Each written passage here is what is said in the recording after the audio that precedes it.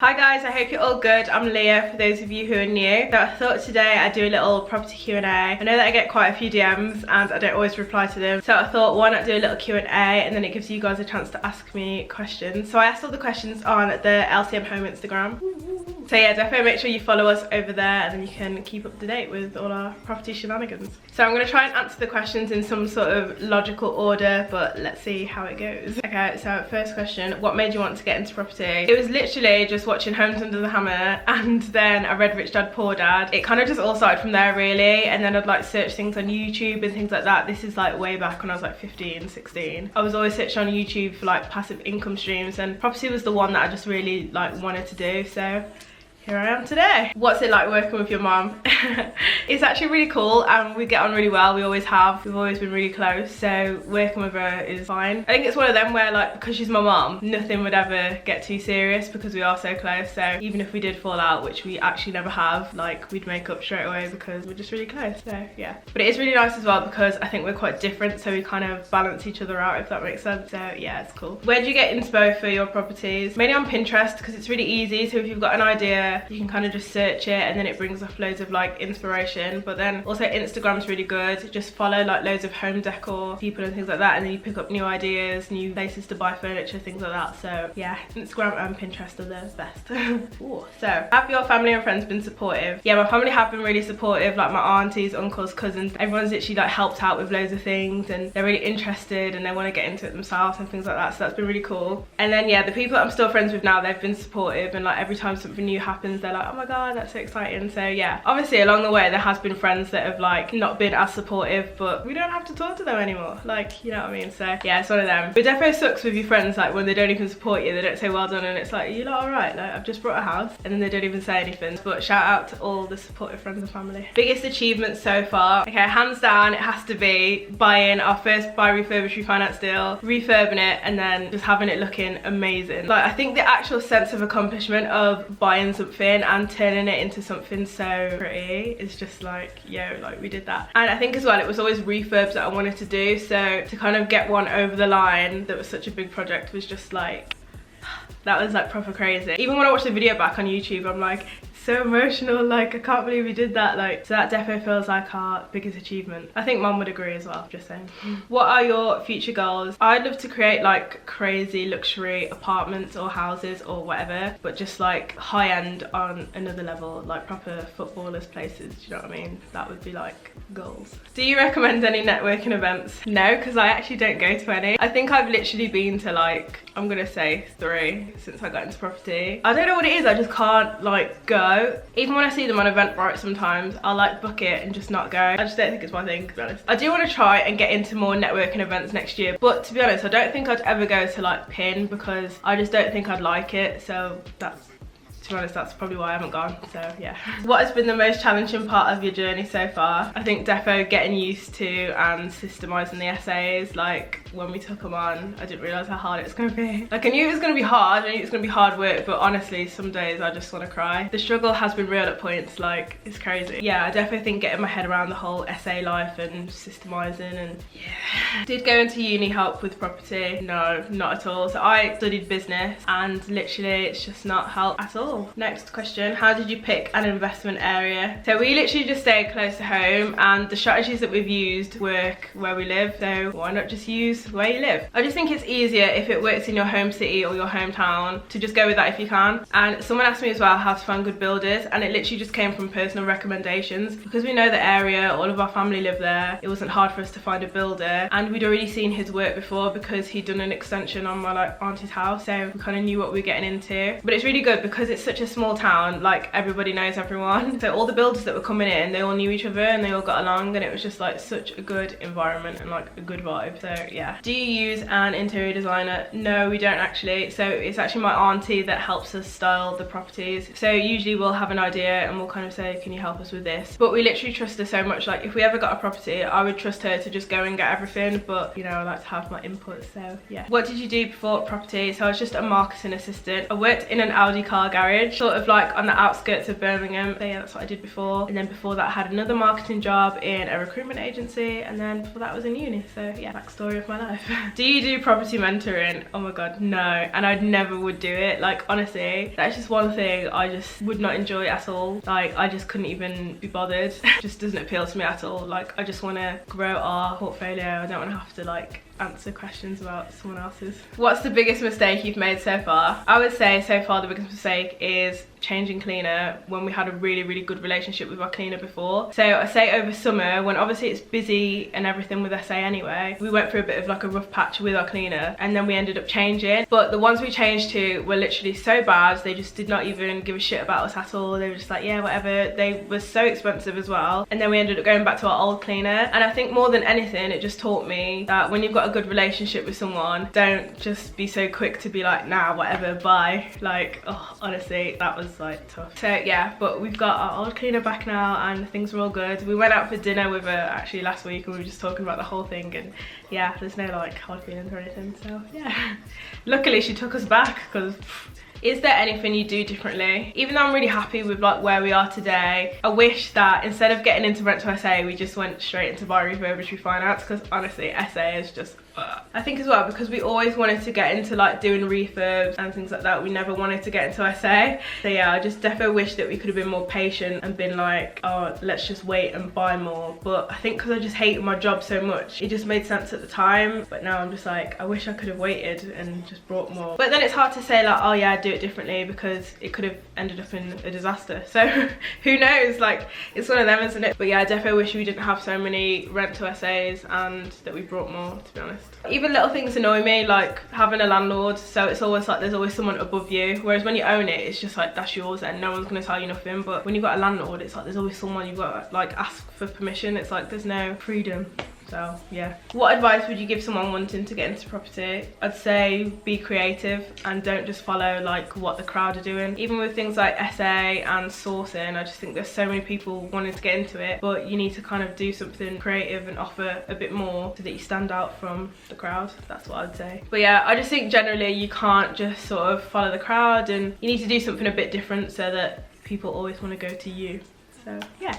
What does LCM stand for? So it's actually my initials, Leah Colette Miller. So yeah, that's LCM. We were trying to decide on different names for like ages. This was for like for the apartments. We literally were just coming up with all crazy ideas that just didn't even mean anything. And then someone was like, what about your initials? Mom's initials are Sam, so that was kind of boring. Dad's a DDM, and then we just thought that LCM sounded the best. And yeah, then everything now has to be LCM, so it's like LCM apartments, LCM home, LCM lettings. It's just, yeah, everything LCM. What do you do outside of property? Go to the gym, I go for drinks, go for food, normal 22-year-old stuff, I guess. Best place to buy furniture and decorations. Personally, my favorite place at the minute is H&M Home, like hands down. I recently just did like a H&M Home haul, and literally everything is just banging. The quality is so good. In terms of things like beds and sofas, we just kind of go wherever. We like Made and living it up for sofa beds for SAs, and then for beds it just kind of depends on the look we're going for. It kind of varies. They're literally from here, there and everywhere, so I couldn't even say like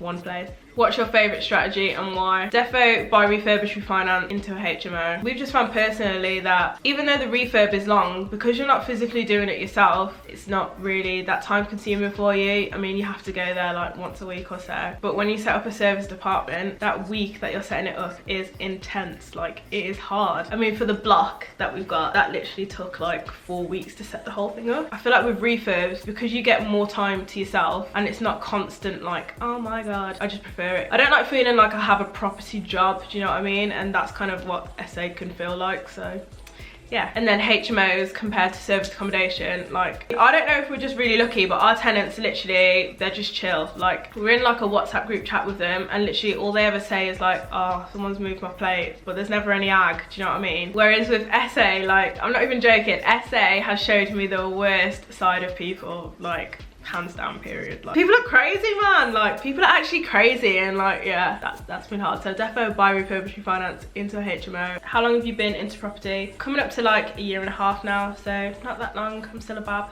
Next question. Hey, I want to get into property, but I don't have a clue where to start. I would say just start with YouTube and podcasts and books. For podcasts, I really recommend TED Talks and Inside Property Investing with Mike and Victoria. So yeah, just listen to all of them and try and pick up tips. At the minute, I'm finding podcasts to be more useful than books. I think it's because they're really current, and like, you can tell they've only filmed it like 2 weeks ago or whatever, whereas with a book it could have been written like 3 years ago, and then it's like, so yeah, definitely start with podcasts. Like, I'm sure there's like way more out there. Those are just the two that are my favorite at the minute. So yeah. Will you take on any more essays? Oh my god, no. 100% no. I just think we'd rather just have the 6 that we've got and make sure they're really good and the customers are as happy as possible than to take on another one. Like, I'd rather be the best than the biggest, and I feel like 6 is a reasonable number. Is essay passive? No, you definitely gotta work. I wouldn't say it was passive. I think for me, the thing is with essay is like, you can put in systems, videos so that guests know exactly what to do, but people are still people, and I kind of just think like 100 guests might understand your check-in instructions fine, but there'll always be like one that doesn't,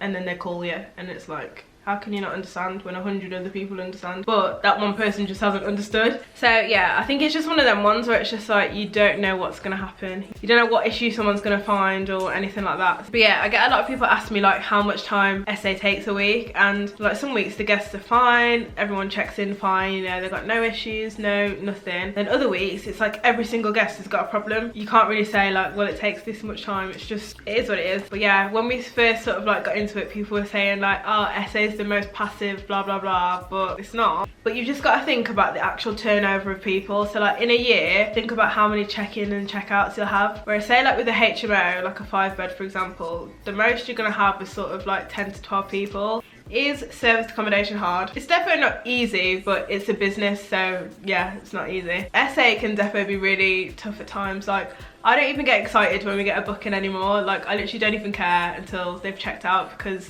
people are crazy, like, for real. And even like the whole drama with the party bookings and things like that, like, oh my god, it is hard. But I know defo when me and mom started, people were saying to us things like, oh, you know, our apartments never get trashed, blah blah blah blah blah blah. But literally the first time our apartment got trashed, I was genuinely so embarrassed, and I was like, I can't believe this has happened, because so many people were just like, nah, you don't have any problems with guests, they just check in and check out.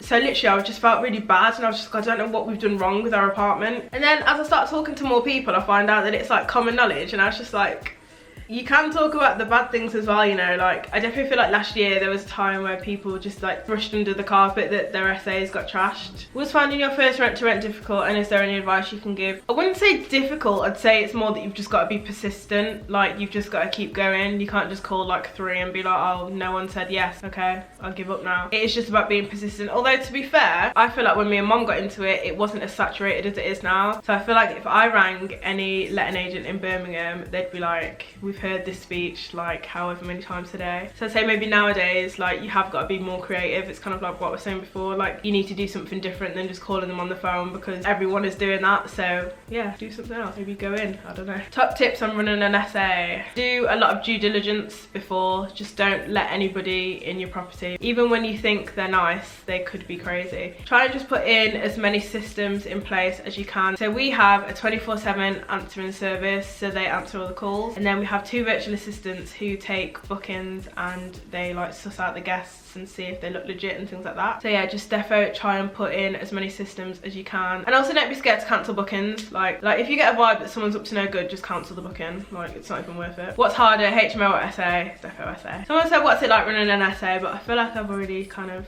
gone into that. Any tips for managing a HMO? Yeah, just get a good tenant. But again, I think it is about this sort of due diligence, and just try and find out as much as you can about them and their story, what they do for work and things like that. So like with our HMO, we have had one tenant leave. It was always a bit 50-50 with it, and I think it was more the finances and if she could afford the rent, because she was kind of always in and out of jobs and things like that, and she is the tenant that left. Whereas the other tenants have got the more stable jobs. They're the ones who have stayed, and they're like loving it and saying they want to stay for ages. So yeah, I think it is just about the tenant. And the good thing about HMOs is you can kind of suss someone out more before, because you have to meet them for the viewing. Whereas with SA, any Tom, Dick and Harry can turn up and just let themselves in and live their best life in your apartment. Like, you don't know anything about them, so HMOs is definitely easier. But then again, I've never been through a process where I've had to like evict someone. Like, I'm very new into it, but so far HMOs are... Next question.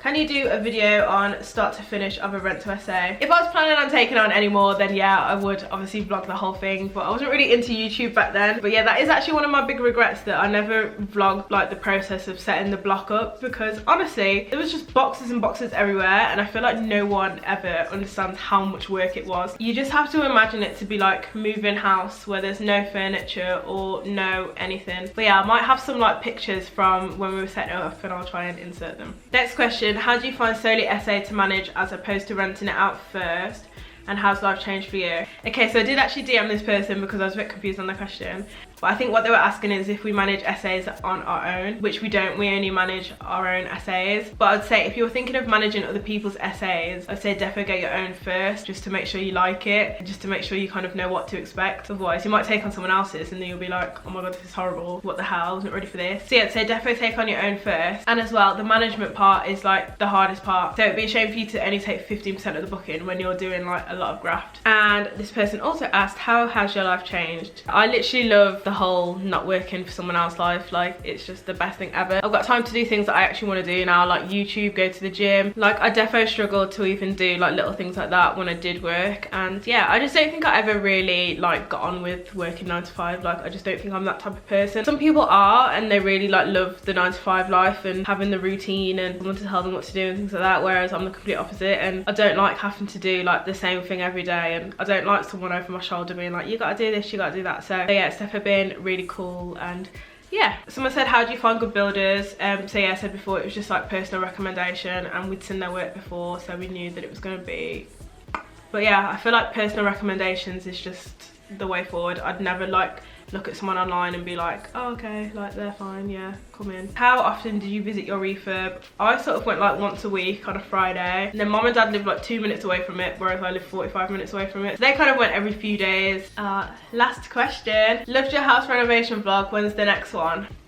I don't know, man, I don't know. So yeah, I actually really enjoyed the Q&A. Hopefully that's like helped you guys out and answered some of your questions. I know that some of you DM me and I don't reply, so yeah. But definitely follow LCM Home on Instagram, and then if I do another Q&A, then you can ask your questions and keep up to date with all our property stuff. So thank you so much for watching, really appreciate it as always, and I'll see you next time. Bye.